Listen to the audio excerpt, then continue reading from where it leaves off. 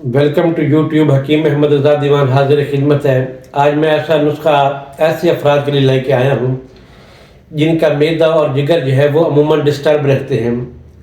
ان کا کھایا پیا جو ہے وہ ہضم نہیں ہوتا، اور اس کے نتیجے میں جگر بھی مطلوبہ مقدار میں خون پیدا نہیں کرتا، جس کی وجہ سے ان کے اعصاب میں کمزوری ہوتی ہے، دماغ ہر وقت تھکا تھکا رہتا ہے، طرح طرح کے خیالات، وہم وسوسے جو ہے وہ ذہن میں آتے ہیں، اور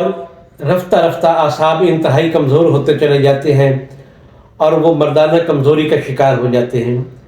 نتیجہ اس کا یہ ہوتا ہے کہ ہر وقت ان کے جگر مثانے کے اندر جو ہے وہ گرمی کی کنڈیشن رہتی ہے،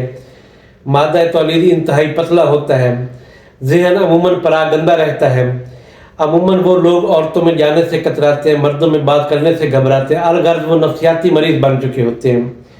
تو ایسے افراد کے لیے جو میں ہے وہ آج نسخہ آپ کے سامنے پیش کرنا چاہتا ہوں۔ سب سے پہلی چیز تو یہ ہے کہ آپ نے یاقوت، مروارید، عقیق، جونبی دستر، زعفران،